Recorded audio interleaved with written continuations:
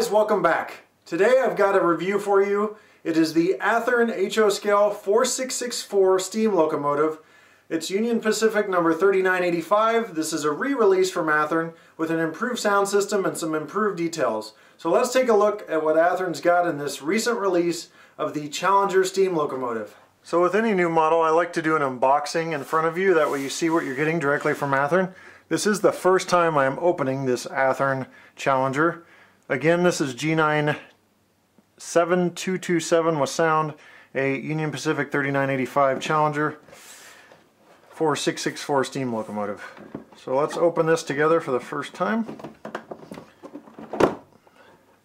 Classic blue box that Athearn has in their steam locomotives. Little felt covering. Got the pamphlet here. Tells you about the Challengers, the 4664 locomotives. It's got an illustrated parts breakdown or exploded view showing you what parts are where in case you ever need to order parts down the line, or how to disassemble basically. It's also got the CV settings and we've got operating with DCC functions F0 through F12 with the Tsunami decoder. Pretty short and sweet pamphlet they have here, but very nicely done. Of course, you've got your warranty card. Limited warranty of a year. Now this MSRP's for $599.98, and you can always purchase it from online retailers or your brick and mortar hobby shop. And now we're down to the actual locomotive here. Gonna start unboxing. Athearn's improved their packaging over time. Helps ensure there's no damaged parts when we get them here as the customer. And they've really done a great job of packaging. Completely wrapped this locomotive in plastic, and it's braced all the way around. And wow, it is heavy. I note an increased weight from the previous Challenger. And I don't have the previous Challenger with me anymore. I sold it a while back. I wish I would have kept it so that during this review we could have done some more direct comparison, but I got rid of it a while back in anticipation of this coming out. So the locomotive's out of the box now. Let's get the Tinder. One thing I will note about this Tinder, it's the modern oil Tinder. Challenger switched from coal to oil several years ago, decades ago, a matter of fact, and this is accurately represented now in this Athearn model with the oil Tinder. So nice Tinder there. Now let's switch over to layout and take a closer look at this model. Okay, there's certain little detail parts that come in a bag that you have to install onto this Tinder. One of those is a dipstick for the oil here on the Tinder. So I went ahead and pulled it out of the bag and installed it, and it's as simple as snapping in place. There's also some other parts that you may have to put on in different parts of the locomotive, but it's really minor. Everything is really ready to run except for those few parts there. Joining the steam locomotive to the Tinder is as simple as a plug and a little bracket, as you see here. Here's the plug, and we'll be plugging this in along here.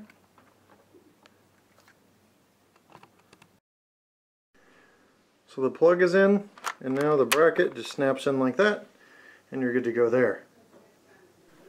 Let's start at the smoke box of this locomotive and work our way back with some of the details that Athearn's incorporated into this 4664 Challenger. Now it came as a bit of a surprise, but Athearn has made the switch from incandescent bulbs to LED bulbs, at least for this Challenger. Both on the front and rear of this locomotive, the front headlight and the rear tail light, they are LED bulbs. I even confirmed by going into the manual and looking at the replacement parts, they are LED bulbs. Now it's hard to pick up. I'll try to kill the light some so you can see the headlight. But this is now an LED bulb versus the old Athearn incandescent bulb. So as you can see there, it's on and now it's off. So that was a big surprise to me that Athearn made the switch from incandescents to LEDs for this Challenger. The whistle, some of the nice handrails details. You've got see-through running boards along the side. We've got the domes here with nice detail. Just a really nice incorporated detail into this Challenger. I don't have the old Challenger, the first run, to compare details to, but it looks like they have stepped up their game on the details. Some of the grab irons I am seeing here for the first time I haven't seen before. We've got blackened RP25 metal wheels down here on the bottom. The valve gear, piston rods, main rods, side rods, all the detail and gear down below, nicely done by Athearn. Really nice detail, great job there, and accurate to the prototype. As we work our way to the back, you've got adjustable cab windows and opening doors. A really cool feature that's hard to catch on camera is the boiler backhead, which has full details and printed gauges inside. Really nice job showing the inside of the cab, going that extra mile from Athearn to go ahead and represent the inside of the cab even though it's not that visible. Also, running this locomotive is a 5-pole skewed armature motor with 2 flywheels for very smooth running, and we'll be testing that running here in a bit. And also back here on the back you see just the nice detail with like the brakes and the wheels and the actual boiler itself. Just really nice detail. You can see the rivets, things like that. Good job by Athearn on making this locomotive realistic and accurate to the prototype. Going back to the Tinder here, we have the dipstick and a lot of nice details on top of the Tinder, and on the really far end, grab irons for the top where they fill up the Tinder with the oil and things needed to run the locomotive, obviously oil in this case. And we've got a back headlight, or tail light as you would say, over here. They do have McHenry couplers. They're equipped with McHenry couplers, and we'll talk about that here in a minute. As you can see, Union Pacific 3985 is printed on the back, accurate to the prototype as well. And these classification lights are non-functioning, but are a nicely applied detail. On the front we also have classification lights, grab irons, handrails, things like that. Nice detail. You can even add a coupler in the front to do your double heading or pushing from behind, whatever you want to do. There's a coupler that comes with the container that you can add to the front of the locomotive, and it's a pretty easy install. I've done it before on previous Challengers and 484s. Alright, let's go back up to the smoke box for a minute and talk about the chimney or the smokestack. This Challenger is not equipped with smoke out of the box. However, you can add Soothe number 9 or number 10 units to this, and they're drop-in units, no soldering required. It's basically plug and play, and I'll add 1 or 2 of those later and show you how they work and the smoke results you get from them.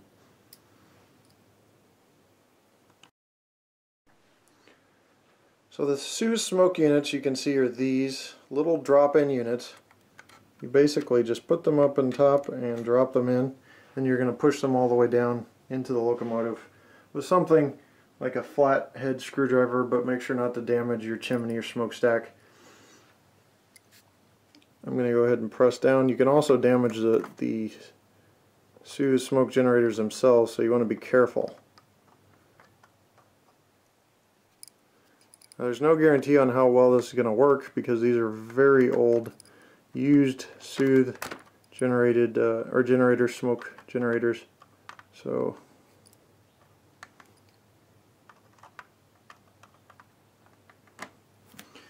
drop them down in like that, and then what you're going to do is fill it up with the Soothe smoke. Soothe provides a syringe to add their smoke fluid. However, I don't recommend taking this syringe on the road with you, because if you ever get pulled over, a cop's going to see it and ask a bunch of questions.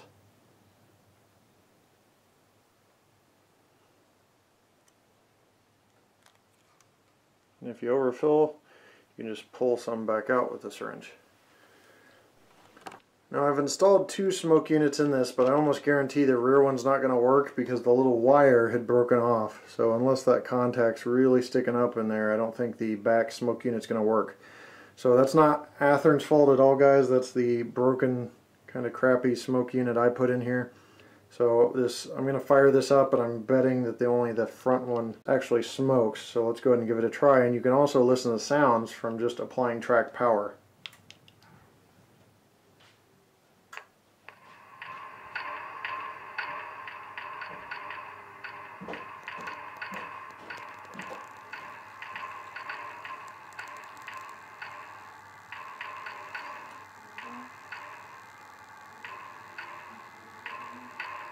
And as you see, only the front one fired up like I figured. But you can see the Sioux smoke unit and how it does produce smoke. So let's go ahead and listen to some of the sounds of this Challenger locomotive. Alright, we'll just be going through a few of the functions on this Challenger locomotive. As you may be able to see in the video, depending on the lighting, the number boards are backlit, which is a nice feature that a lot of manufacturers don't do. They don't go to that extent of detail. Let's go ahead and listen to the bell and whistle. As with all DCC locomotives, the standard is set to 003. That's what this locomotive is set to program the cab number. It doesn't take but a second if you decide to do that. The bell.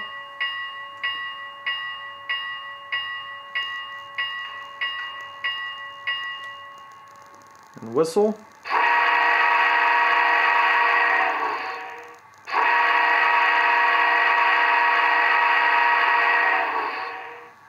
Whistle sounds awesome. Here's the short whistle. And obviously you can mute with F8. You've got the coupler, or squeal release I should say, on F9, coupler on F10, injector F11. There's the injector.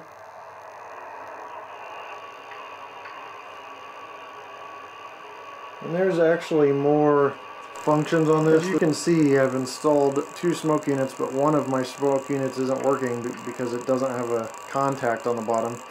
But 1 smoke unit is enough and will pretty much smoke you out of the basement, so you may want to save money and get 1 instead of 2. Now let's see how the locomotive reacts to 128 speed steps straight out of the box without tweaking any CVs or anything. So I'm going to go ahead and start moving this up. I'm going to start with 1 speed step, and we'll see how the locomotive crawls and how well that drive actually works. Here's 1 speed step right here. It is slowly moving, as you can see. 2 speed steps. 3 speed steps, and 4.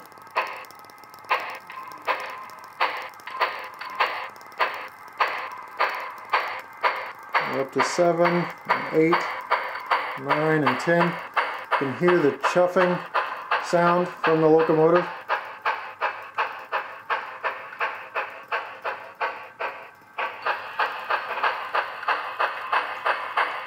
And we're going to slow down from 10 speed steps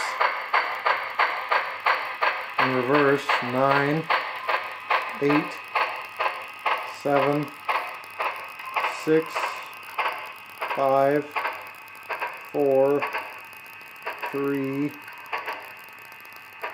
2, 1.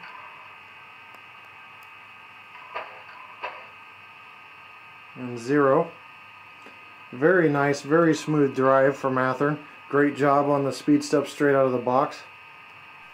Let's talk about pulling power really quick.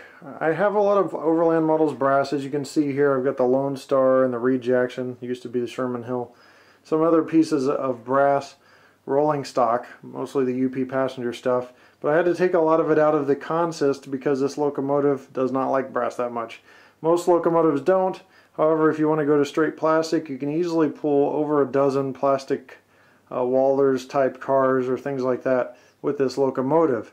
It has 1 set of traction tires on the very rear set of wheels, but It could use a little bit of improvement on pulling power, but overall I'm pretty satisfied with its pulling capabilities. Over a dozen passenger cars in plastic is not bad at all. With an MSRP of $599.98 and the discounts available at both online retailers and brick-and-mortar hobby shops, I think this Athearn Challenger is a great value. We talked about the great detail it has. Some of the details I couldn't cover, such as the builder's plate on the smoke box, because little details like that set Athearn apart from the competition. We talked about the sound, the improved Tsunami sound. They've got Tsunami versus MRC in the first run, so that Tsunami sound creates a great bass, a prototypical sound, one of the best sounds I've heard out of a steam locomotive in the industry. We talked about the pulling power. As long as you're not a huge brass fan, you won't need any assistance in the Challenger pulling its consist. And the overall improvements on the locomotive, such as the LED lights versus the incandescent lights, things like that are why Athearn continues to lead the industry, because they're constantly improving. The LEDs, for example, were a customer outcry, the headlight and the rear light on the Tinder. They put those LED lights in there because the customer asked for them, and now here we have LEDs in our locomotives. Now, I don't know if they'll do that with diesels yet, but they have done this with this Challenger steam locomotive. So one issue I do want to discuss that people ask about Athearn is, why do they go with McHenry couplers? McHenry couplers are plastic. They were able to hold up to my pull tests, but people do like the metal couplers. Well, the answer is this. Athearn owns McHenry couplers. So it's like a car manufacturer owning Firestone, but then going somewhere else and putting Goodyear tires on that. It doesn't make business sense for Athearn to go put some other metal coupler on there when they own McHenry couplers outright. It's an in-house owned operation by Athearn, so they will put McHenry couplers on there as long as they own McHenry couplers. And they're really not that bad, guys. Yes, they're plastic, but they held up to everything I put them up to in these short tests here. So with that said, guys, I want to thank you for your time. Thanks for watching. I will leave you with a run-by of the Challenger locomotive and a short passenger consist. I took the smoke units out of the locomotive because I want you to hear the actual sounds of the locomotive, and you may have noticed earlier in the video there's some popping and hissing from those smoke units, and that's just normal with these Suze smoke units. So I took them out for the run-by, but I want you to enjoy the sights and sounds of this Challenger locomotive as it pulls this consist past my passenger station on the layout. Thanks for watching, guys, and we'll see you next time right here on my channel. Take care.